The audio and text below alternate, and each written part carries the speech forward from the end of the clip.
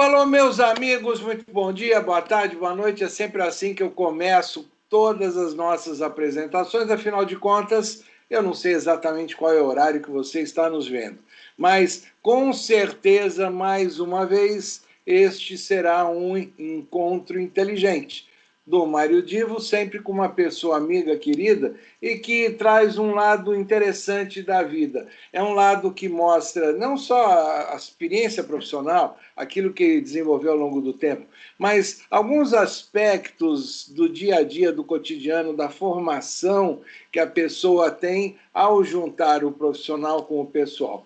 E hoje a nossa amiga Denise, ela vai estar conversando comigo, que eu usei uma frase chata, né? Está conversando, a gente tem que evitar esse gerúndio. A Denise vai conversar conosco e falar um pouco das experiências dela, que são fantásticas. Denise, eu gostaria que você se apresentasse, e eu já emendo aqui, sempre como eu faço, né, a primeira pergunta. Você é uma profissional especializada em vendas e que eu apelidei a profissional dos sete mares. Explica para o pessoal por que eu dei esse apelido da profissional dos sete mares.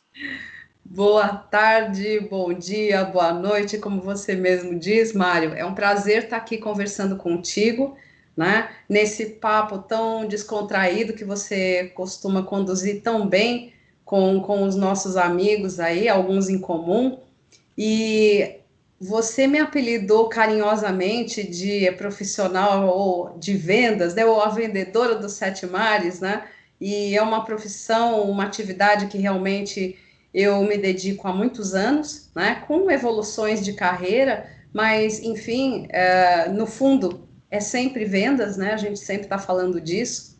E a minha carreira, ela começou no Brasil, de qualquer maneira, mesmo no Brasil, eu já viajava, eu já tinha região de vendas, né? Sempre foi assim.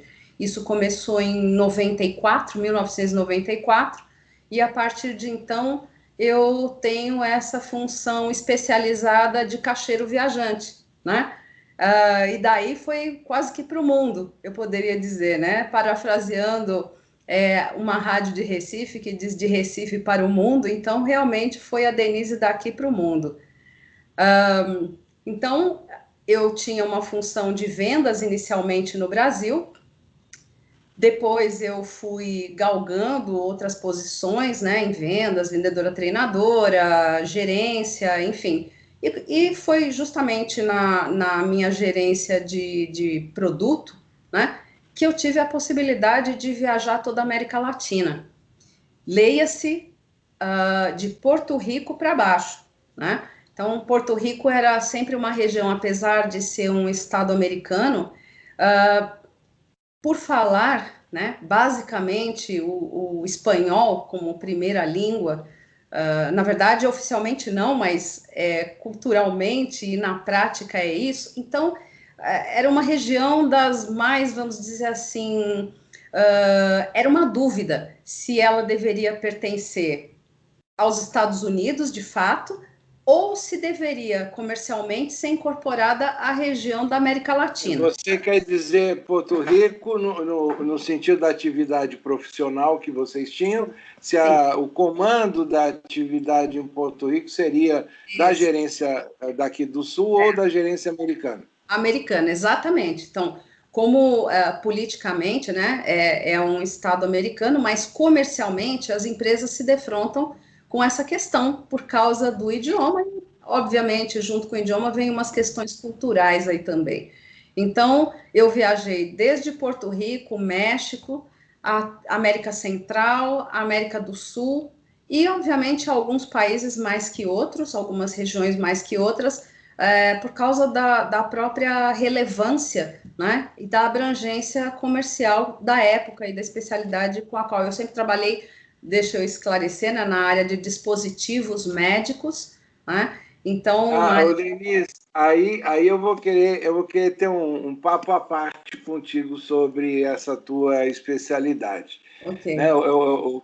Antes eu queria explorar algo, digamos que é mais geral, e que eu acho que passa pelo ideário das pessoas, e não só de vendas, mas em geral quem gosta de viajar ou quem enxerga possibilidade de um dia ter uma atividade que viajar, e a gente está aqui com foco na América Latina, a minha primeira pergunta é o comportamento do vendedor ou do comprador, ou seja, do processo de vendas, o comportamento das pessoas muda muito de país para país?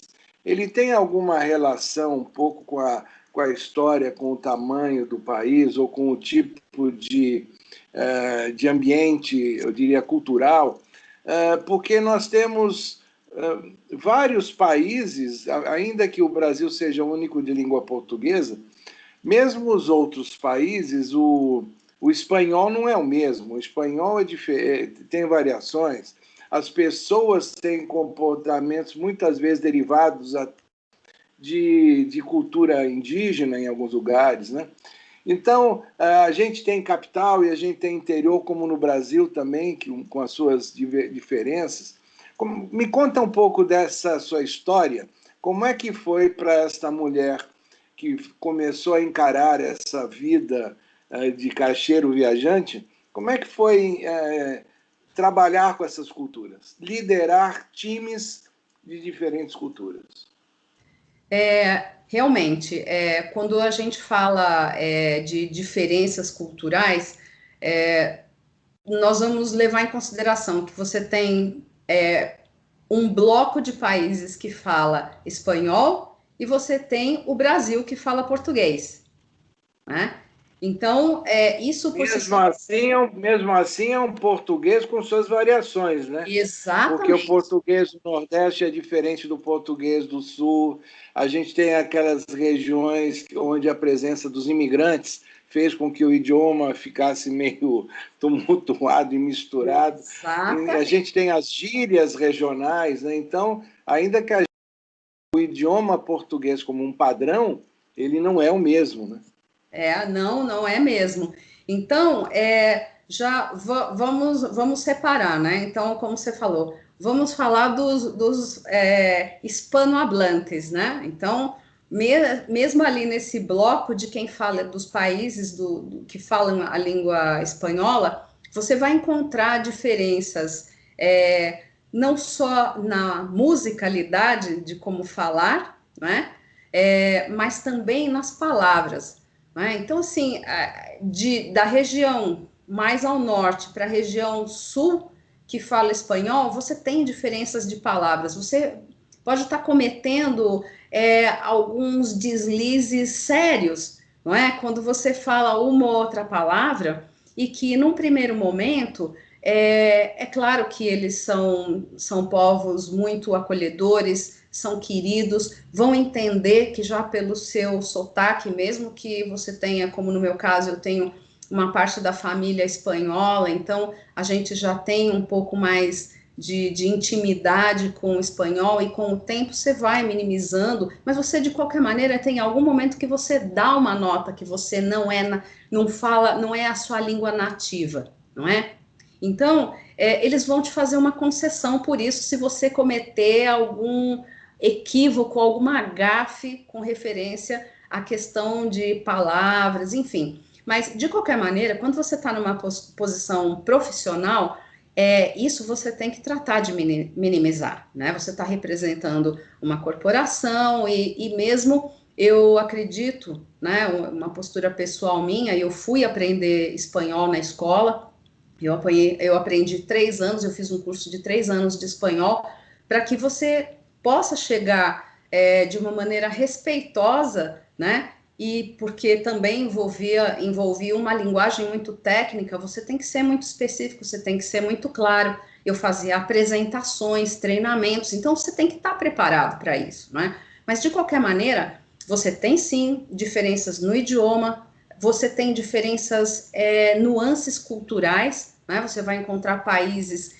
que eles têm principalmente os que estão mais ao norte, com uma influência maior dos Estados Unidos, né? Então você vai encontrar, de uma certa maneira, eles estão mais afins da tecnologia, né? Apesar de suas raízes um pouco mais conservadoras, mas eles estão mais acompanhando, eles têm que acompanhar porque por razões sociopolíticas, econômicas, tudo que você puder imaginar, eles vão estar mais suscetíveis a esse contato, né? Do que outros países. Então, por exemplo, você encontra na Costa Rica, né?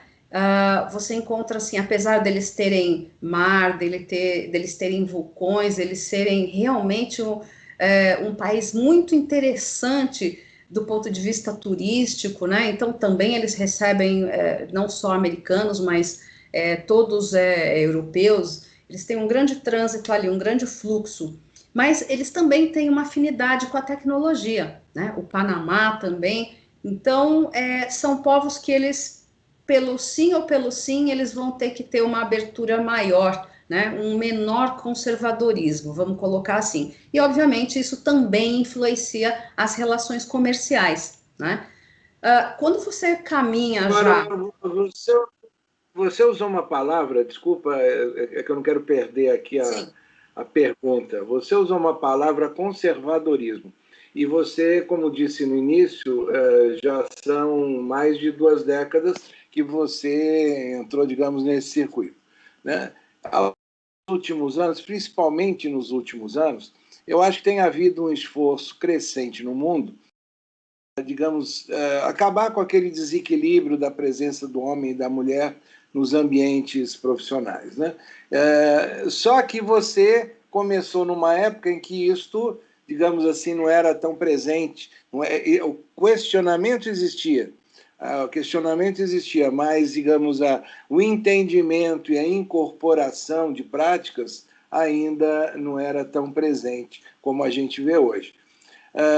Aí vem a pergunta: você era a mulher que chegava com a autoridade para fazer a sua apresentação? Daqui a pouco a gente fala do produto, que vocês estão nos acompanhando, é sensacional. Eu confesso que eu nunca tinha imaginado algo parecido com o que a Denise vai nos contar. Mas daqui a pouco a gente fala do produto. Eu quero agora mais pensar na mulher que chega com a autoridade do conhecimento e a autoridade da posição de quem vai orientar os processos de venda e comercialização em cada país. Aí a minha pergunta é: existe, nesse período todo seu, existem histórias de algo que você se sentiu com dificuldade de fazer pela limitação de machismo, as pessoas não acreditarem, alguém que esperava chegar um homem, chega uma mulher e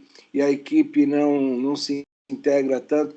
Me conta um pouco do que foi o esforço da mulher, com a sua autoridade e competência, vencer barreiras. Uhum. Mário, é o seguinte, eu acho que você, como eu já disse, né, você tem que ter uma postura profissional, né, tá preparado, né, e preparar-se em que sentido? Pesquisar o lugar aonde você está chegando, né, inteirar-se um pouco, um mínimo que seja daquela cultura, adequar-se, né, em termos da sua roupa, você tem que se fazer representar, né, totalmente na sua atividade, né, o foco é a sua atividade. Obviamente, não tem como eu me disfarçar, eu sou uma mulher trabalhando nessa posição, mas, de uma certa maneira, a sua postura profissional, ela te precede, né, ela tem que te preceder. Então, por isso é que eu fui estudar o espanhol, por isso é que eu estudei os meus assuntos, porque é aí que você também vai se fazer respeitar e saber lidar com cordialidade, com respeito, você mostrar o respeito que você tem à cultura do outro, aos hábitos do outro, né? E a partir daí é assim, é inerente, vamos dizer, é intrínseco, é inevitável que o outro também comece a te olhar com o mesmo respeito que você está colocando. Então, eu posso te dizer assim, foram raras as vezes, eu para te dizer sinceramente, não me vem à cabeça nenhuma que tenha me chamado mais a atenção nesse sentido de discriminação, não é? Então, havia alguma ou outra brincadeira com relação ao ou você é brasileira, né? Então, mas isso era no começo. E aí, a gente já objetivamente conduz uma reunião, uma apresentação, uma visita, e o âmbito fica profissional e as pessoas vão se dando conta que você está colocando um limite, não é? Sempre de cordialidade, sempre de abertura para poder ajudar, porque é isso, disso se trata vender, não é? Você ajudar a resolver um problema. Olha, Mário, eu acredito que as pessoas precisam acreditar que podem, né? Eu acho que isso é uma grande coisa. A gente precisa acreditar e dar essa informação para o nosso cérebro poder reagir. Então, vamos nos autoajudar com referência a isso. E outra coisa, nunca parar de aprender, nunca parar de investir na sua atualização, e dessa maneira você poder ajudar outras pessoas, né? Eu acho que isso é fundamental. Se tem alguma coisa que para mim é muito importante, seria isso. E agradecer a você por essa oportunidade aqui. Mas é um prazer a gente estar sempre conversando com pessoas inteligentes como você, que, veja, e como eu disse no começo, eu digo sempre, não é só alguém que vem falar de uma atividade, que vem vender serviço, como a gente tem visto isso em tantas lives, né?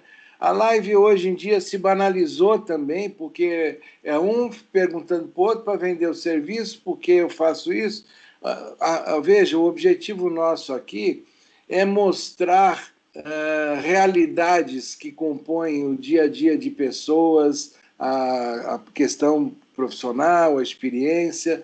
Eu quero contribuir com o sucesso de cada pessoa que nos vê, da maneira como esta pessoa interpreta o que é ter sucesso.